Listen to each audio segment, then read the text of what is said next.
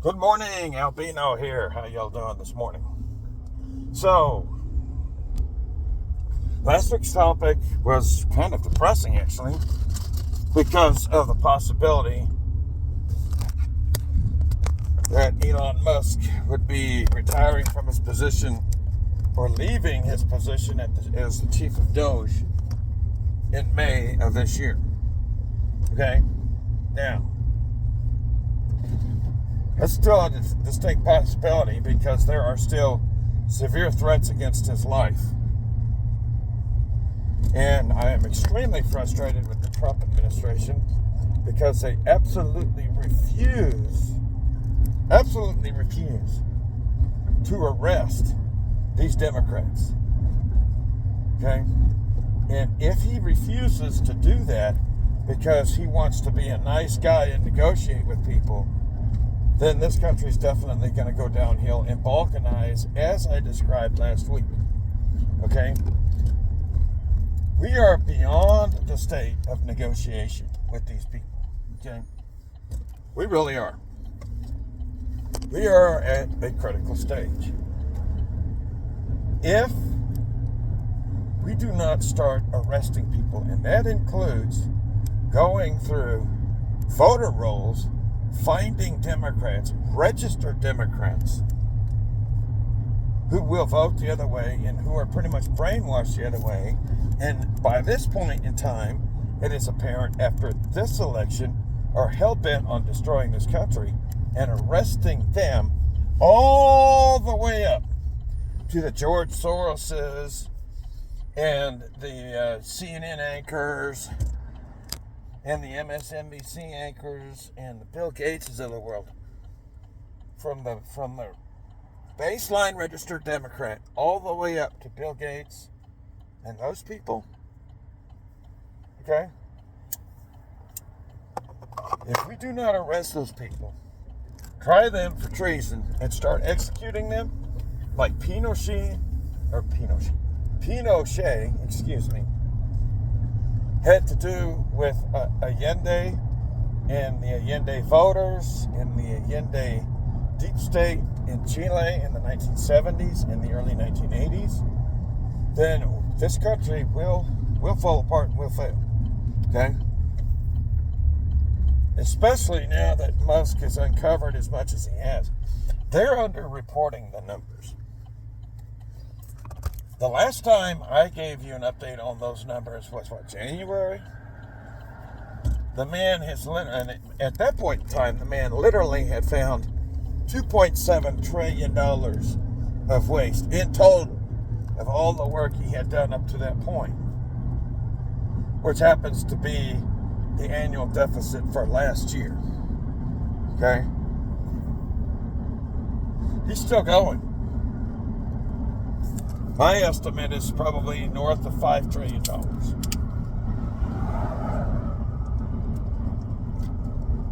So, Donald, if you have not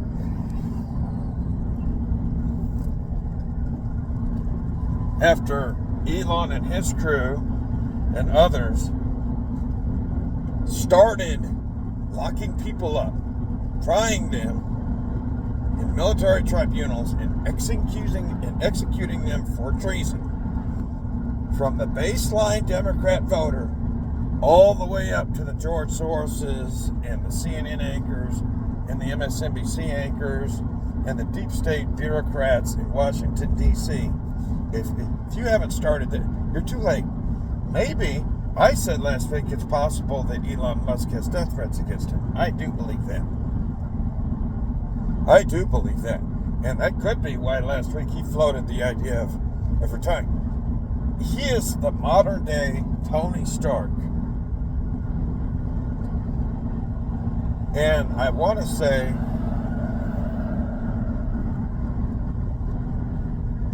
the modern day would be Patrick Henry in one body. Okay? The man doesn't have to do this. All right? So, yeah, if Trump if you don't start locking people down and making examples out of people, extreme examples out of people, like Augusto Pinochet had to in Chile. I know, I said a bad word about a very bad man. No, if you actually read up on Pinochet, he actually wasn't a bad man. He was a very good man. But Allende in Chile had deteriorated at that point so bad, so far down, and so corrupt that he did what he had to do. Okay? Yes, he executed a lot of people. He rounded up and arrested a lot of people and tried them for treason and executed them. But you know what? Look at Chile today. Now, it's reverting back into socialism, kind of, but maybe its neighbor Argentina will drag it back the right way. But for 40 years after that, Chile was the most secure and prosperous country per capita in Latin America. Its standards of living on par with the United States, Australia, and Great Britain before COVID, obviously. After COVID, believe it or not, its standards of living are actually higher than ours. But before Pinochet, Chile was a shithole.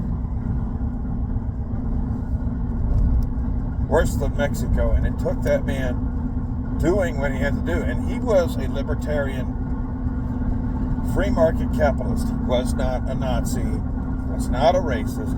If you go down and you actually study Pinochet and what he actually did, not what the left or not what the progressive narrative is of him, he had to become a monster towards the enemies of freedom in Chile. And yeah, he actually had to be an authoritarian for a while. Mr. Trump, you were elected to do the same thing. We know that's what you have to become in order to get things done. Your voters, and the majority of the country who voted for you, hired you to do that job. And your poll ratings are starting to slip, not because of the negative effects of your policies that you've enacted thus far, which the leftist media will have everybody believe. Your poll ratings, Mr. Trump, are starting to slip because you're not going hard enough. We really want to see people in handcuffs. Okay? That includes the Democrat leftist Karen down the street. That includes Bill Gates. That includes the deep state operatives who continue, who persist against you in Washington, D.C. That includes the governor here in New Mexico. That includes the mayor of Albuquerque. We voted for you to lock these people up, to try them for treason, and start executing them. That's what we voted for. And the fact that you are resisting doing that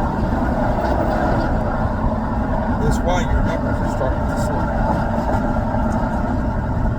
And it's not because we're going to vote for Democrats.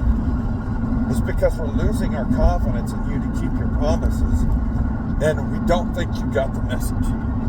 And if you do not start acting on these things relatively soon, we believe the country is still going to fall apart. Under your leadership, not because you're a bad guy, not because you don't believe in good policies, but because you refuse to do what we all know has to be done in order to save the country, because you're afraid of being called bad names. The time for negotiating is over, Donald. You would think, after all they've done to you in the past 9 years, that you would have gotten the message that these people need to be put down forcefully.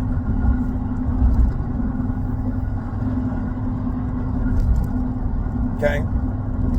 For God's sake, they tried to kill you 2 times that we know about, probably more that we don't know about. Maybe you don't even know about. You are known to be kind of pig-headed sometimes. When are you going to get it through your thick skull, Donald, that this is the course you have to take? And it's going to be very painful for a little while. But on the other side,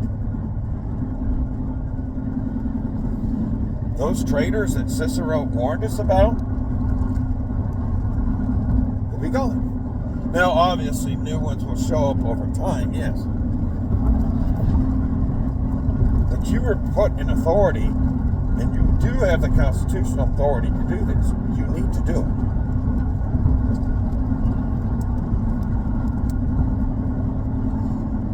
Period. If that means you have to start deputizing citizens who are members of like the NRA or stuff like that, and give them the authority that used to be trusted in organizations like the FBI and the Secret Service, then do it.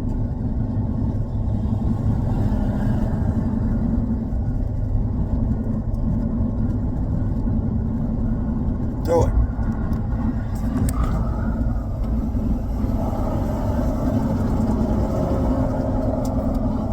Freedom of speech is in fact limited. Yes, it is. The First Amendment is limited, and if you go through and you read it, it's not limited for those who are patriots and who would like to advocate for the preservation of a constitutional republic. Okay? But let's take example these Tesla protesters, or even the BLM protesters of 2020, right? The careful reading of the First Amendment would exclude them. They are combatants against American society. Asymmetrical combatants, but they're combatants, and they're combatants from within, which makes them traitors, seditionists. You keep touting the Alien Sedition Act of 1798. Well, goddamn it, use it. Not just for the border. That act gives you the authority to round up, try under military tribunal, and execute these people. They are not protected by the First Amendment at all. Do it. God damn it. No more negotiating with these assholes. None. We did not elect you to negotiate with them. They are domestic terrorists. They are traitors. They are seditionists. All of them. If these people are still registered Democrat today, after what's transpired over the last 15 years, and they haven't left the party and gone somewhere else, those are your seditionists. Those are the people you need to start going after. From top to bottom, all the way down.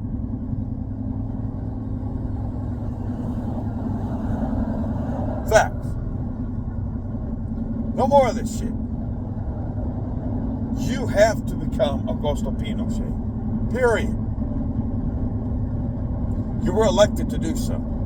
Now start doing it. Earlier this week, I posited questions to podcast. Actually, the same question to two of my colleague podcasters. Regards tariffs and their long-term and short-term effects. One of them gave a pretty decent answer, but it was still a little bit weak. Because nominally, he says, tariffs are bad for the economy. Yes and no. Okay? When you have trade deficits with almost all of your trading partners of 5x or greater, and the industry in this country has been pretty much gutted and exported overseas. to where now the average American middle class worker, or what would have been the average American middle class non-white collar worker, except for maybe like truck drivers, and that's even been affected, no longer have a route to stability and financial security through manufacturing or infrastructure jobs. You've got a problem. A severe problem. For example, in Albuquerque, New Mexico, back in the 90s, there were jet engine plants here. There were multiple food plants, multiple sawmills, and other industries. There's one chip plant that actually closed down for 15 years. It's reopened now, and it's expanding now, kind of. But there were actually several chip plants in here before. A chip plant in the suburb of Rio Rancho. 2 food processing plants. All the sawmills are gone. The jet engine factories are gone. Most of the heavy industry in this town is gone. So in 1995, 94, 95, the 2 years I was out of high school before I joined the Army, I could have gone to work at any one of those plants and had the possibility of having a solid middle class career. Most of that stuff was rooted out in the late 90s and early 2000s, by the way. But in that climate, there was opportunity for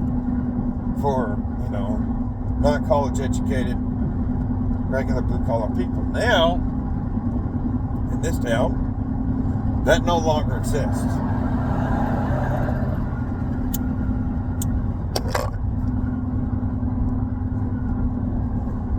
I mean, it exists, but it's minuscule.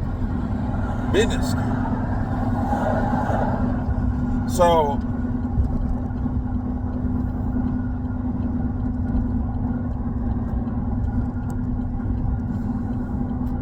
these tariffs are going to be painful in the short term because, yes, now that we import most everything that we need on a day-to-day basis, with the exception of farm products, and even a lot of those we import now, in the initial, yeah, it's going to make stuff a lot more expensive, but the idea is to strongly incentivize reshoring. The problem is, and I did like Aaron Clary's take on this, is a lot of these corpos are going to resist it because they like their overseas Negroes. I'm a white guy, so I can't use the other term, but you understand. Not Negroes as in black people, but you get what I'm saying. They're slave labor overseas. Because, oh my God, they don't want to hire Americans. And, oh my God, Tanner, white woman Karen, her privileged, spoiled son, might breathe in a little bit of factory exhaust. Oh no. The whole boomer, not my fucking backyard mentality. But I want my cheap shit at Costco. Yeah. That shit don't work.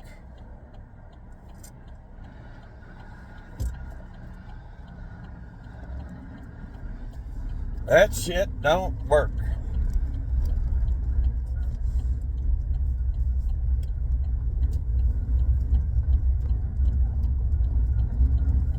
So, well, there's a lot of snow on these mountains. Beautiful, beautiful, beautiful, beautiful. It's what a Rocky Mountain spring is supposed to look like. It was real dry here for a while. Anyways, maybe things will start to return to normal after a bit. But, you know, it's... And all the stuff you're seeing on the news are these leftists and these boomers with their panties all in a wad because the cheap shit at Costco is going to cost a little bit more.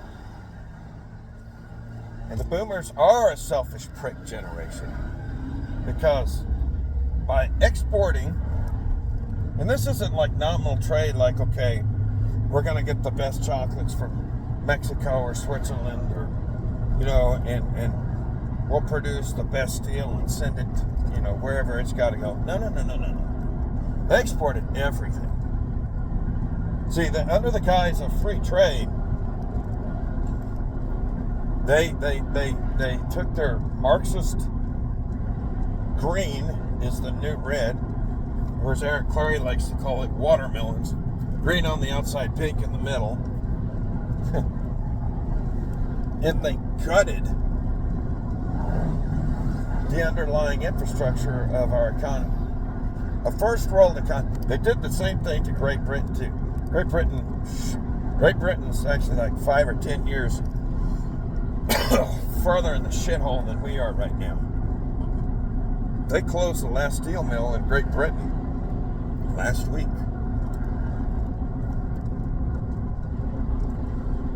The country who 70 years ago was on par with the United States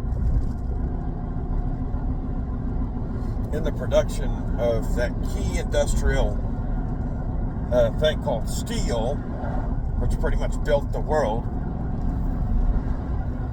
because they have the iron and the coal and all the stuff, right there in Great Britain to do it. Yeah, they don't do it anymore. And we're still lagging in steel production ourselves. So you wonder why. In his first administration, Trump did try to bring that back. Yeah, they exported everything, oil, steel, everything. They don't even mine coal in Great Britain anymore. This is the country, alongside the United States and Prussia, which kicked off this whole industrial revolution.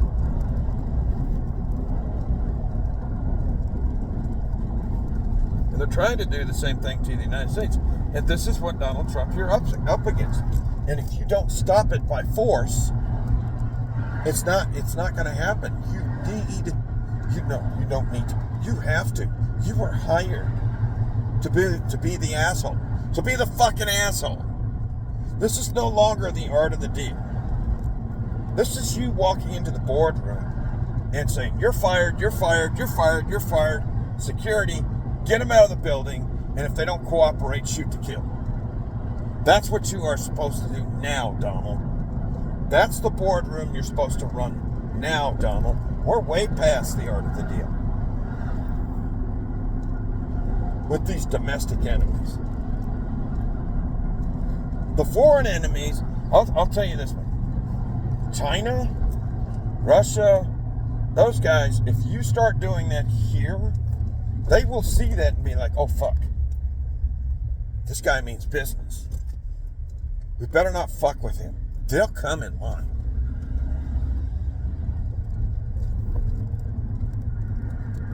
Just like, and the other thing that ticks me off about pretenders on the right, and you are fucking pretenders, Benny Johnson, who are anti-Semite. Let me tell you something. Benjamin Netanyahu, this is not a CIA Mossad thing. Yeah, the Mossad worked under the CIA for many, many years, and that nearly cost Israel everything, because we forced them to give up a lot of land since the 1960s. That is rightfully theirs. What Netanyahu is doing is what Donald Trump should be fucking doing. He's had enough, and he's like, look, either you quit fucking around or we kill you. That's what's going on with Hamas. That's what's going on in Gaza. And Gaza should rightfully be reconquered by Israel because that's their fucking land. We forced them to give that up, by the way. So Israel's actually telling the United States to fuck off now, too, unless the United States acknowledges their right to exist as a country. This is no Zionist conspiracy This is the Israeli Prime Minister doing his fucking job. Donald, you need to be like Benjamin Netanyahu. You're either American in this country or you're fucking dead. That's the message there in Israel right now. And the Israeli people elected Benjamin Netanyahu to do exactly that, and that's what he's fucking doing. He's doing what he's been hired to do. Donald.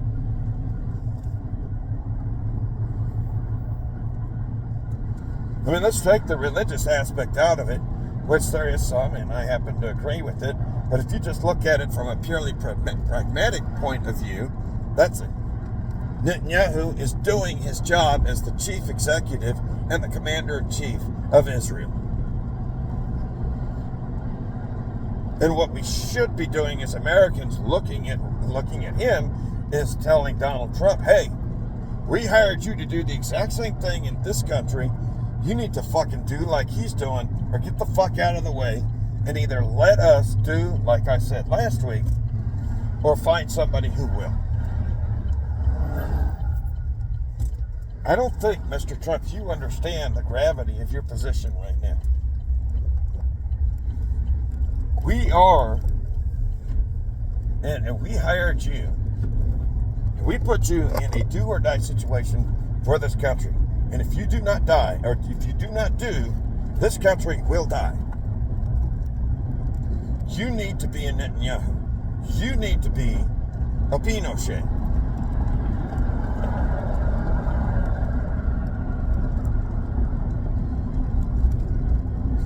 I'll round this up. This is how fucked up the boomer generation is. This is a microcosm, a look into how fucking arrogant, selfish, and narcissistic that generation is. And how bad they fucked everybody, and they don't care. I had a discussion the other day about home prices in Albuquerque and Denver, and how they went from 30 years ago being on average 3 to 5 times median income per capita to now anywhere from 7 to 11 times median income. And this boomer was all fucking bent out of shape because the market is now starting to adjust. Yes, we actually need to have a very deep recession to unfuck and get the fraud out of the system. And if you don't believe me, go look up the discussions that Travis at Real Estate Mindset and Mix Vexler have been having. They've been going mostly down local bonds, but they're now starting to go over to the other side. But yeah, they talk about this in high detail. And Mitch has a saying that says the fraud is coming out of the system. And it's going to be economically on the markets very painful until it's flushed out. It should have been flushed out in 2008. But what did we do? We turned on the fucking printing presses. We never actually really recovered from that. If the system was allowed to correct like it should have done 15 years ago, we would be in a lot better position now.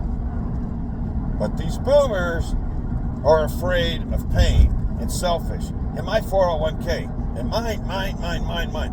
So going back to the topic of overvalued real estate in urban areas, where the jobs are, right?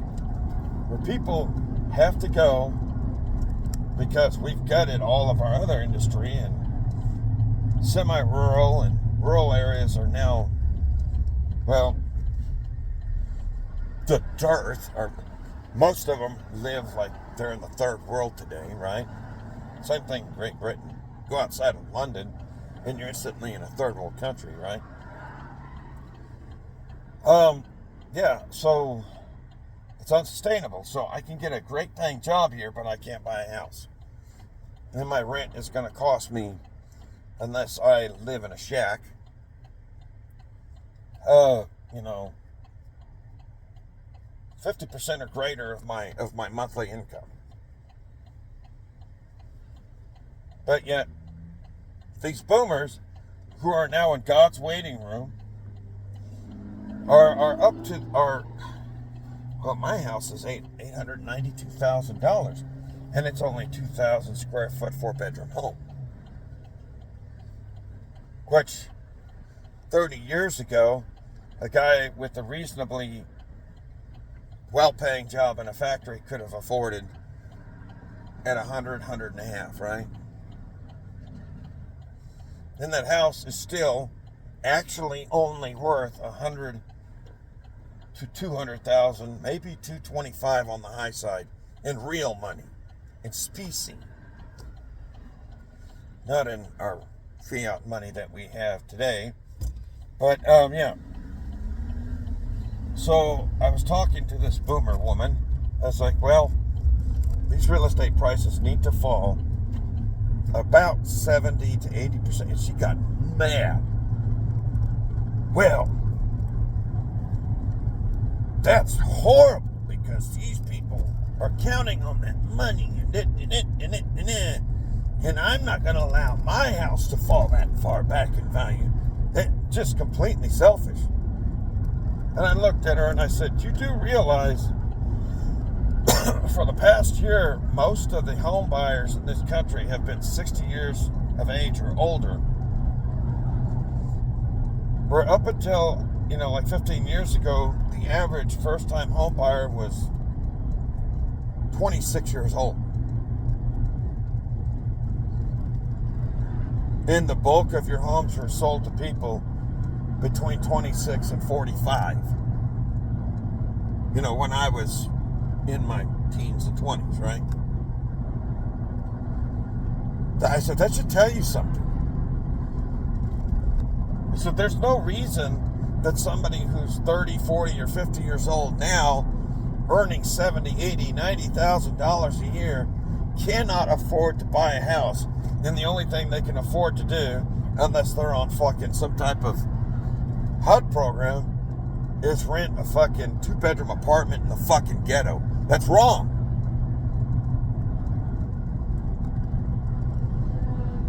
But see, that's a painting of a picture of the mindset of the boomer. Do you realize how completely selfish and unrealistic and narcissistic that is? Even if the real estate prices fall backwards to where they should be in specie or real money, they should be okay. Even if the markets fall back 70%, they're still going to be a hit. But the thing is, though, is they're so selfish, so immature, so greedy. And this is not me railing against capitalism. This is me railing against corrupt crony capitalism, which slams the door shut on the people behind you, which is exactly what they did.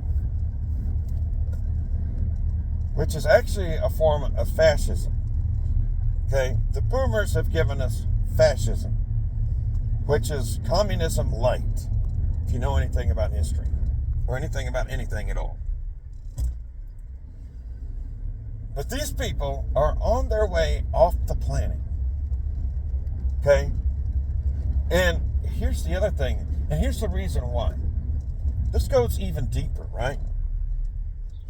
Do you remember when Fred Thompson, back in the 2000s, started doing these ads for these reverse mortgages?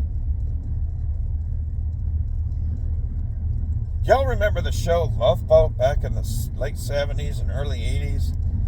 Where primarily on that show it was like young couples going on their honeymoon, or old couples going on their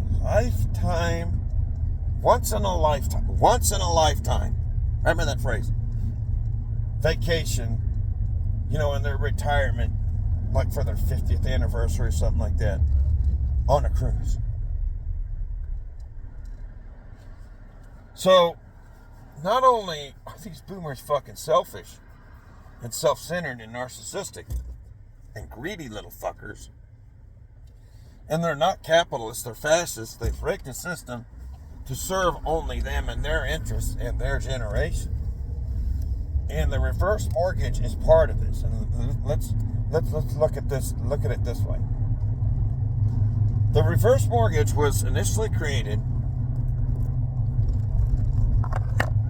for older people, and this started with like the tail end of the World War II generation when they were aging into illness, right? But they still had their house. They could reverse mortgage or sell their house back to the bank in the event that they became like financially strained because of a medical crisis, or because, you know, they've lived past their investments, but they still needed to pay their bills and survive until their death. Ideally, you shouldn't have had to take out a reverse mortgage and sell your house back to the bank and have something to leave to your children, but it was there as an emergency clause, right? And like in the early 2000s, when this started coming out, many of the World War II generation were like in their 80s, pushing 90, and they were in that situation, and that was a good idea for those who needed that financial help. Well, the older silent generation too. The younger silent generation, which act mostly like boomers, and the boomers took that and they fucking ran with it. Okay, so as inflation, because money printing go burr, because boomers don't like to feel any real pain during what nominally should be a 1 to maybe 2 year recession, a market correction, which nominally, if everybody just lets the market flush itself out, most people will feel a nominal amount of economic pain, but will survive it, come up better on the other side. Since these selfish boomers are so fucking childish and don't like pain and print money and then inflate the value of everything, then they take out the reverse mortgage on their $200,000 house, which is really only $200,000 in specie, but its inflated value now is $700,000. Well, they just sold the bank back that house at that inflated value, and now they get to go on their cruises every year. And a large share, I would say better than 70% of them have done this. So not only do they have anything left over for their children, they're using a tool that was invented for older people to use in an emergency situation to now finance their lifestyles of the rich and famous. I'm a narcissistic person who now, because I've sold all my property back to the bank, owns absolutely nothing, but I'm going to live like a king, right? And screw my children, it's all about me and my experience. So a number of them now cannot have this happen, because if they do, and the banks have to revalue these homes in specie or closer to specie after a severe market correction, the bank will just go ahead and foreclose and write off the loss, and now they're homeless and they have nothing. But they did it to themselves. And the children obviously didn't have anything to begin with, but now they really have nothing. That's one of the reasons why they cannot have this. And these boomers in the deep state wing of finance, see this, that's why they keep papering it over. Because if that happens, boy, it's going to get ugly. But that's a picture of the depravity of that generation. Gen X on down, you guys ain't getting shit from it. Nothing. All of us are going to have to get it out of the mud. Now, President Trump, if you do what you're hired to do, we're still going to have to get it out of the mud. It's still going to suck for us because we're going to have to reset. But if you do what you have to do, we reset properly, and then we can actually go and get it out of the mud and make something out of it. If you do not, what I said last week is going to happen, will happen by 2040. But these boomers, Donald, hey, if you've got to put grandma in prison for being a traitor and put her on the gallows after you convict her, go for it, bud. It's that critical. This is AL-BINO signing out.